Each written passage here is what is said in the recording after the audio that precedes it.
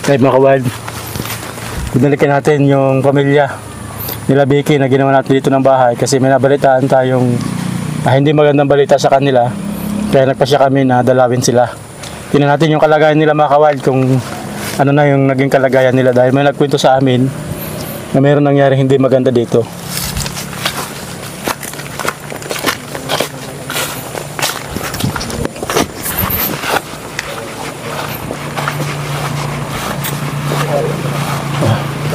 Ganda pa ng bahay ah.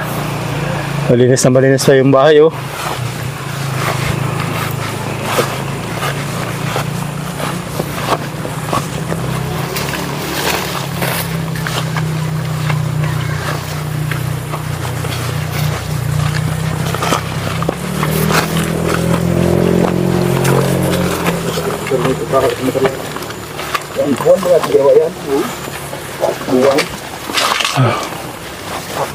Ganda pa rin mga kabald. Ito yung pinakamalaking bahay natin ginawa. Siguro mga 2 years na rin yung nakakaraan. Pero ang ganda pa nung ano, iningatan nila.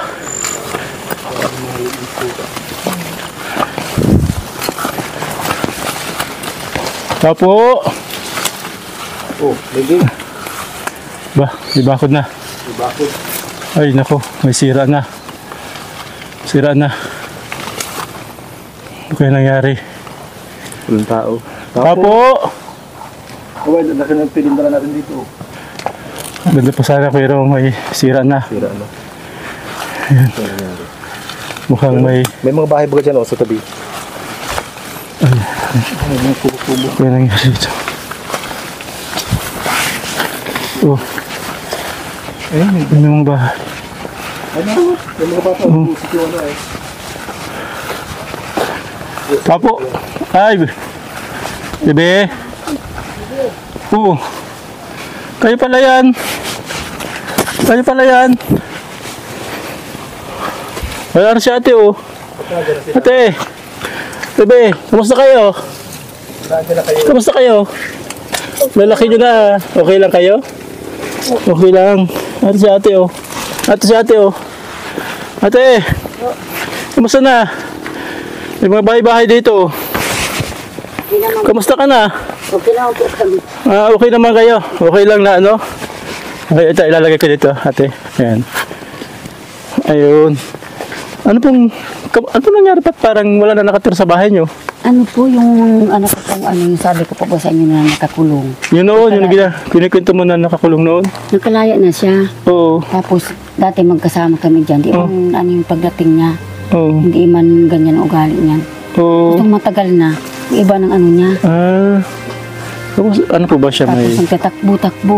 May depression. Tapos ano pag nung matagal na ano na siya na saan napunta. Hinahabol kong hinahabol. Tapos nung matagal na nagwawala na. Ayun. Tapos, kaya pala yung mga parang sinuntok. Oo. Tapos Siya po ang may gawa noon. opo. Sabi ko nga na kaya nagagalit man yung kapatid niyang isa. Yung isang lalaki. Opo. Mm.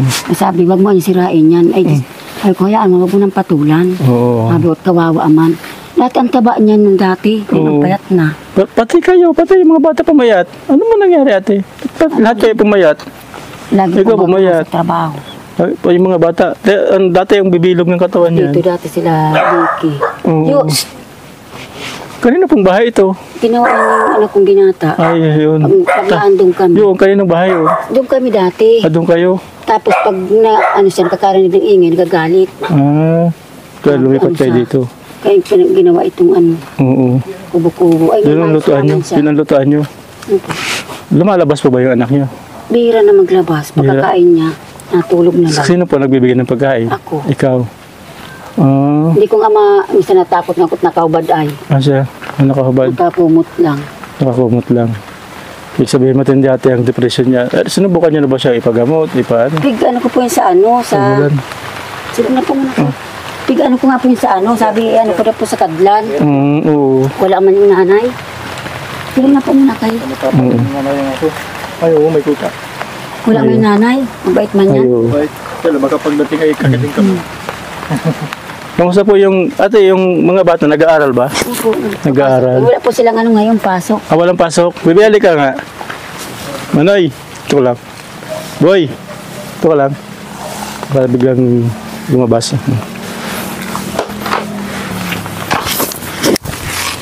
Ayan. Dito kayo nagluluto, ate. Opo. Kamusta kayo, bebe? Galing kayo sa school?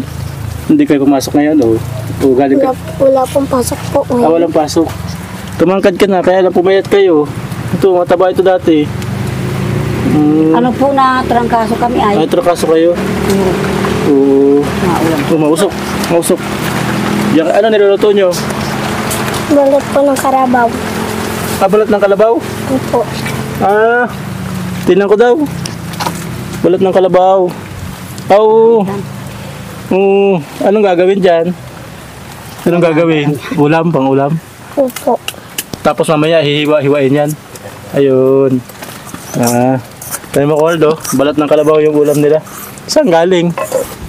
Saan galing yung kalabaw?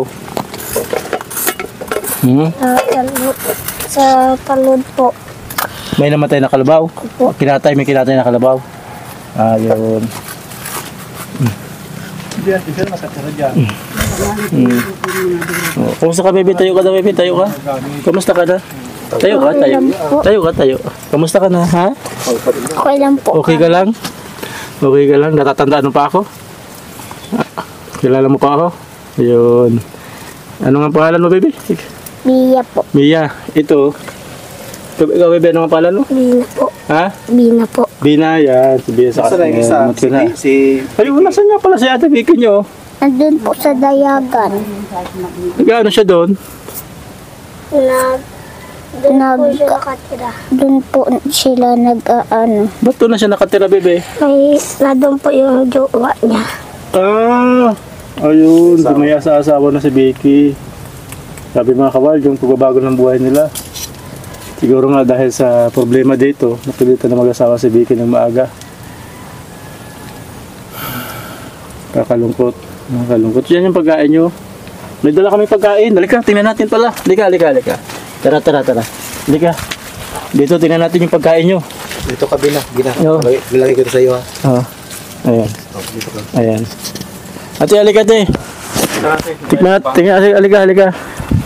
May dala kami pagkain sa inyo. Ate.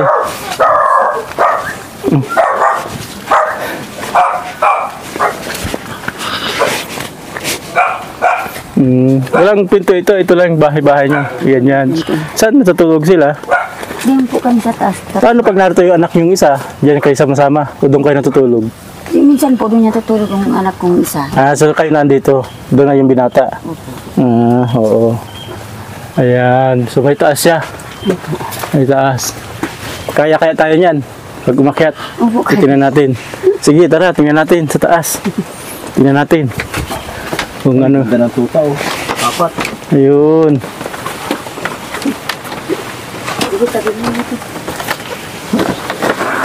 Ayun. Ito pala mga kabayad, oh. Maganda naman at dahil second floor. Dahil pang Pero ang hirap umakyat. Maliit yung daan.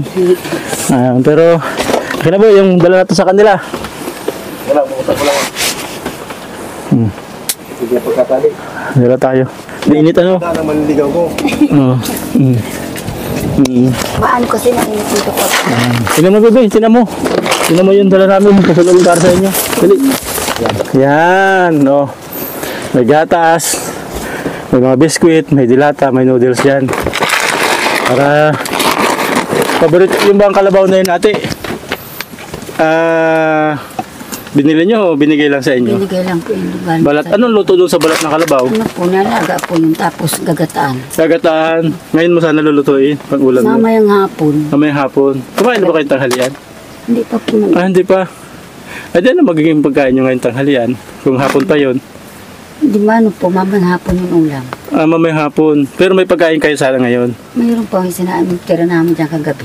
Ayun. Pero yung kalabaw, mamayang hapon pagkagataan. Ayun. Nakain ka nun, bebe? Hindi po. Minsan sila nakarahin. Di nakain nun. Hindi paano yun? Kung di sila nakain nun. Hindi, wala silang ulam. Minsan na ano ko ng ano. Tama-tama. Ay, tikman nyo ito, bebe. Oh. Tignan nyo nga ito. Kung ano to, oh. Tignan mo na. Dali na. Ayan, oh. Ay, isa lang buksan nyo. Naribi. Yung mga biskuit yan, oh. May tinapay. Ito, oh. Maraming biskuit yan, oh. Para lagi kami baon sa school. Oh. Ayan. Tapos may gatas, oh. Para magbalik ulit kayo. Namayat baga kayo. Sampu lang baon yan. Ayan, oh. Oh. Ayan, oh. Bigyan mo si ate. Bigyan mo sa atin. Oo. Pero na yun nakwento mo ating anak mo. Yun yung sabi mo dati nakakulong. Na nakapatay ba? Ano po, siya lang po napagbintangan. Siya na pagbintangan, tapos kinulong siya. Opo, 5 taon. 5 taon. Dahil hindi nagtuloy yung kaso, nakalaya siya. Opo, hindi Kaya na. lang pagbalik niyo, may depression pala siya. Opo. Dati tatakbo nga yan. Magtatakbo. Hinahabol ko yun, nagano sa duluhan doon, sa kalsada. Oo. Tapos nung ano, hindi na. Mm. Na ano, pag binibigyan ko siyang pagkain, natutulog na lang siya. Tulog na lang. Sa ang plano, ba't di kaya at magpatulong sa barangay na dalhin siya sa Kadlan? Naghihingi na po ako ng tulong dyan. Oo. Tapos sabi ay, ano, binigyan po siya ng gamot Oo. kay doktor, ano. Oo. Tapos sabi, yun sabi nga po sa kanila na kukuhaan daw nila yun dito. Oo. Ay na, hindi ko naman po piganot, ano siya, magaling-galing na. Galing-galing. Hindi na siya naglalabas. Oo, yun. Kaya Pagkain, parang, natulog na. parang di nyo na lang tinuloy. Opo. Tapos ano nangyari po? Naglala ulit. Hindi man po, ano na siya ngayon, parang nagbalik ang ano niya. Nagbalik, tinunauli siya ngayon. Pero di siya nananakit ate. Hindi na. Hindi, ilang beses po niyo binigyan ng gamot? Ano, yung isang banig lang na binigay na galing daw sa doktor. Ibig sabihin, lagi niyo, pagka may gamot, iniinom niya. Opo, nalagay niya. Iniinom. Inamin sa tapos sa pagkain. Ayun. Pero, yung mga bata, di niyo man sinasaktan. Hindi naman. Ba't po kayo umalis doon sa bahay kung di naman siya nananakit?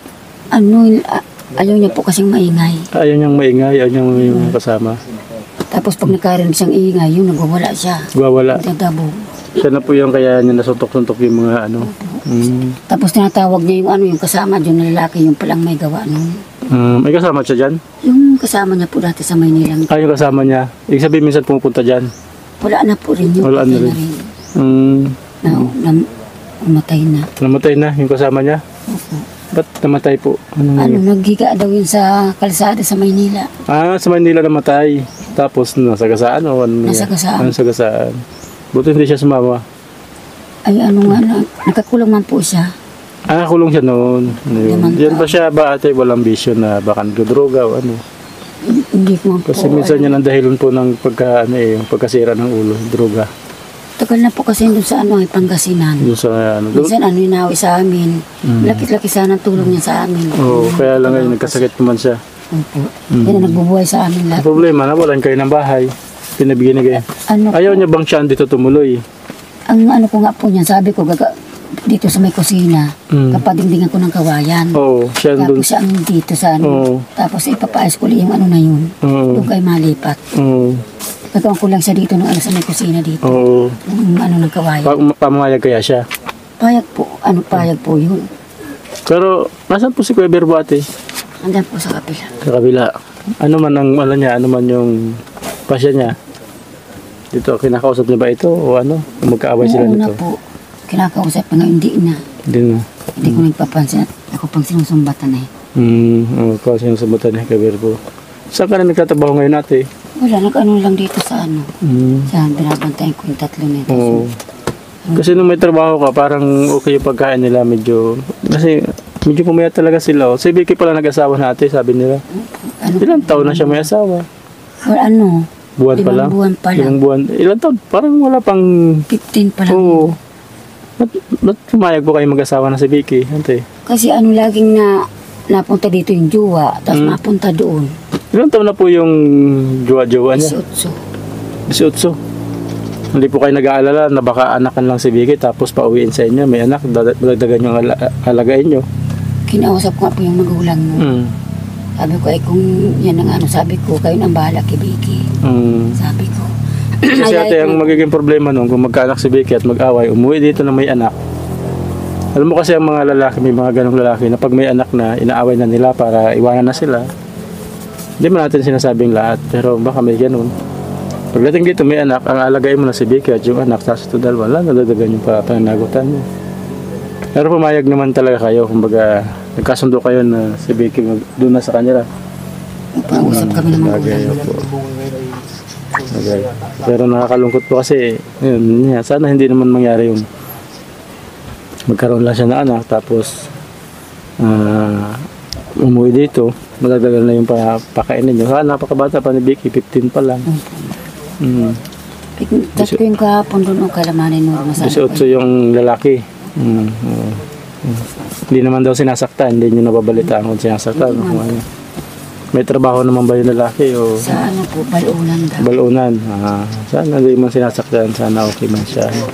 Anong grade ka na, Bina? Ridwan po. Grade? Ridwan. Grade 1 po si Bina? Si Bia? Hindi. Kinder, ayun. Pero ilang taon na si Bina? Nalit siya pala mag-aaral. Ano? Nakapasok ka ba sa Fortis? Hindi pa po. Hindi pa, pero ina-apply mo.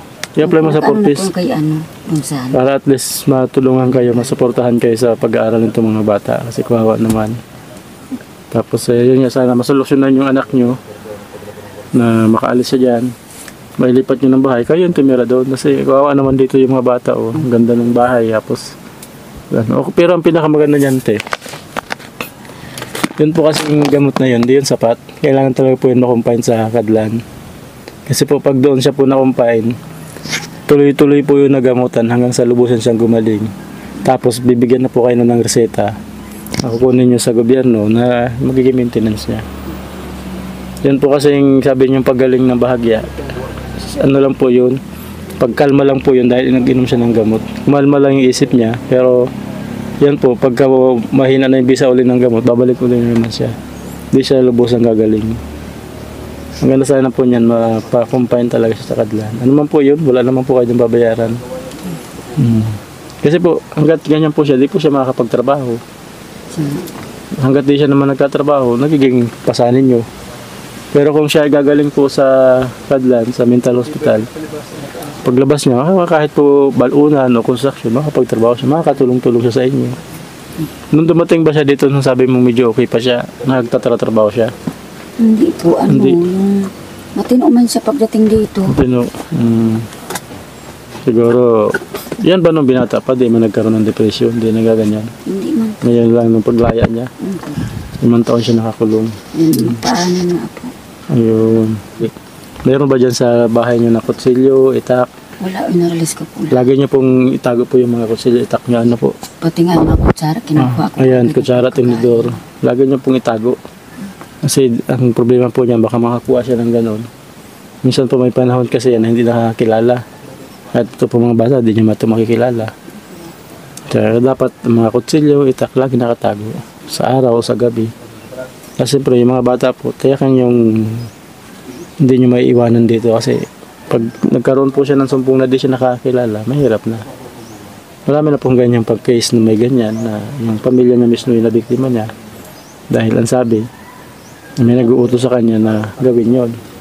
Kaya delikado po yung sitwasyon niya. No?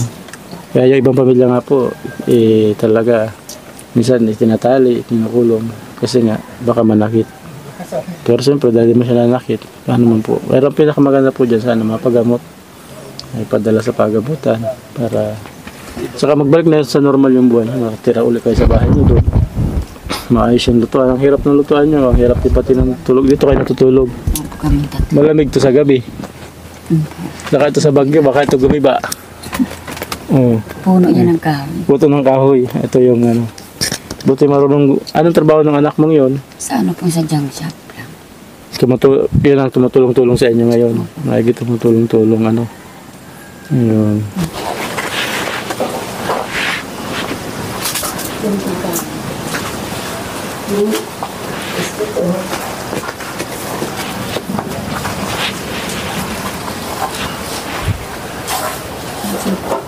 Natakot na ako sa pag-ano. Ito sana hindi ko sa naliliguan. Nagkapasawat yung bahay niyo? Oo. Lagi kong ginagamasang palibot, ginagamasang ko ng kanina.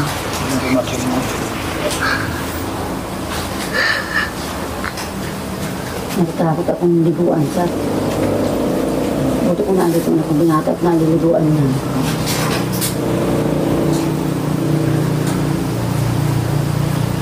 Kaya sabi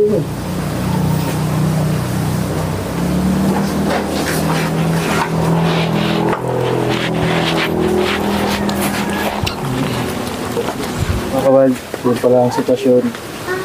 Medyo seryoso yung lagay ng isang anak. Kung mapapagamot siya at malilipat siya ng bahay, siguro pagbalik dito nila Bina, re-referin na lang uli natin para magkaroon ulit sila ng normal na buhay. So nasa sitwasyon sila ngayon na hindi maganda at hindi nila kontrolado. Kaya nakakalungkot man. Ganda na sana, o dami ng halaman. Ayun, biglang nagbago yung sitwasyon ng buhay nila. Malaki na yung tayo natin na ano, mga panulukan. Ang pili, oo. Yung tago, Tayo na panulukan natin tayo rin. oo. Tapos yung bangga.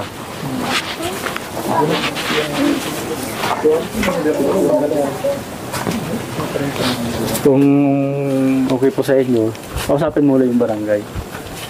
Hindi po yan, ano po yan, pag hinayaan niyo po siyang ganyan, darating po ang panahon na di na po yung basta-basta gagaling. So, hanggat maaga pa po, mapagamot mo siya, mapadala niyo po siya sa kadlan, para maging normal po ulit yung buhay niya. Yan po kasi ang nangyari, yung utak po niyan, yung mga nerve po sa utak, napuputol, lumiliit. So, kailangan po yun bumalik sa normal.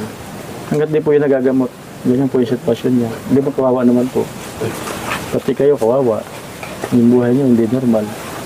Yung buhay ng mga bata, parang nabubuhay sila sa takot. Kasi po yung lagi sila nakakita ng ganyang walang damit, nag-aalala, natatakot sila. Trauma po yun sa kanya. Kayo din, siyempre yung anak niyo nagkaganyan, takot din kayo. Nag-aalala kayo sa kanya. Nagtakot na ako nung pag nabuwala yan. Nawala. Nandito pa kami. Oo. Kunting kalabog lang na Nawala. takbo na kagad Ay, ako. pala. Ayan. Ayan. So yun nga ate. Kailangan niyo po siyang kausapin niyo po ulit yung barangay.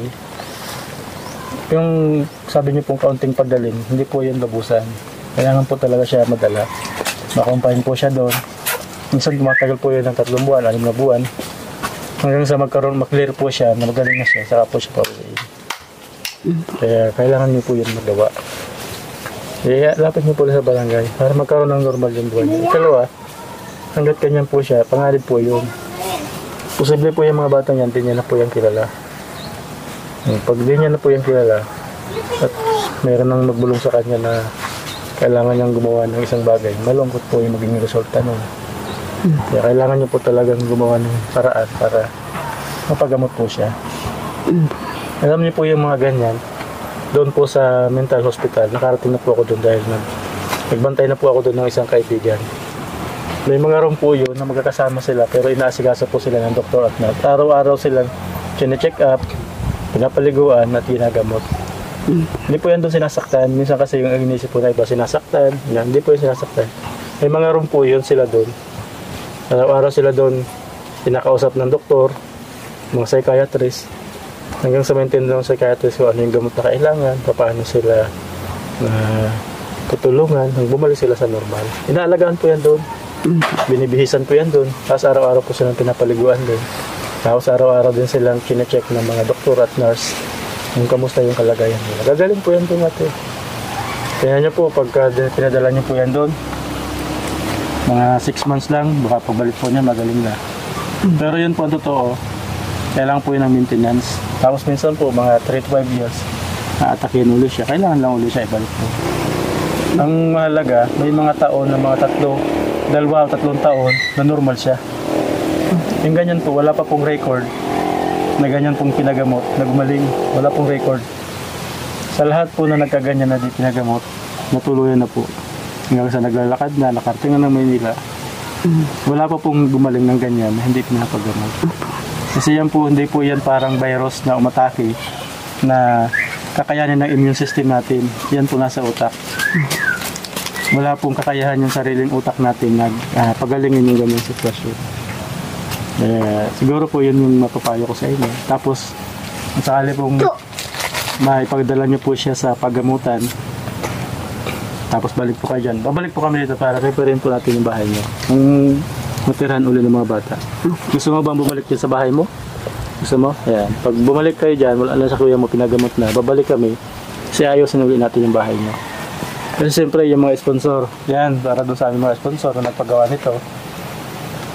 Nakalulungkot man po, pero titingnan po natin yung magagawa natin na mapagamot po siya, tapos makabalik po yung pamilya niya. Yan. Para yung mga sponsor po natin, masaya na may bahay po yung mga bata. Ano po? Maraming salamat po sa tulong ninyo sa amin na dala po dito ngayon. At ano po yung gusto ko rin pong may pagamot yung yung anak ko po na madala po sa Kadlan para gumaling na rin po siya at gusto rin po namin bumalik niya sa bahay namin. Ayan. Salamat po. Sana nga mangyari ate yung gusto nyo para bumalik na sa normal yung buhay nyo. Opo. Tapos malay nyo, bumalik din si Vicky dito. Opo. Baka yun, magpasya sila maghiwalay muna dahil napakabata niya pa para mag-asawa. May mabaalagaan niya itong mga kapatid niya. Makapagtrabaho ka na maayos. Yun kasi yung magandang magandang sitwasyon niyo. Pero siyempre hanggat ganyan siya, hindi niya pwedeng iwanan itong mga bata. Hindi ko nga po ito pag-iwanan itong Oo, dalawang. kasi hindi po talaga yan pwede. Baka mangyari ang pinakamasamang bagay na ayaw mo mangyari ate. Kaya yan, magsasakripisyo kayo, magugutom nga lang kayo, mamamayat kayo lahat. Hanggat ganyan yan. Ayan. So yan po sa aming mga sponsor. Yan mga viewers, maraming salamat po sa suporta. At tingnan po natin mga kawan. Kung matutulungan po ng aming mga sponsor ay ate, tingnan po natin kung ano po yung mga gawa natin. Bumalik na po sa normal yung buhay ng mga bata. At siyempre, kung sakali may paggamot siya, mas mabuti. Ano po? Bigyan namin kayo ng 500 bukod dun sa grocery. Baon na lang po ng mga bata. bata pagpasok. Ayan, ibaon. Ayan. Masok kayo ha, magsikap kayo mag-aral ha. Huwag kayong papayag na titigil kasi tandaan nyo kapag di kayo nakapag-aral, hindi kayo makakahanap ng magandang trabaho. Ano? Ayan. Tapos, tandaan nyo ha, paglaki nyo, huwag kayo mag-asawa, gaya ni ate nyo. Ano? Baka hindi natin alam kung hanggang kailan pa tayo lagi magkikita. Yan ang gusto namin, papabuti kayo ha. Ingat kayo lagi ha. Ingat kayo ano. Ayan. Kaya kaway na tayo. Kawin tayo.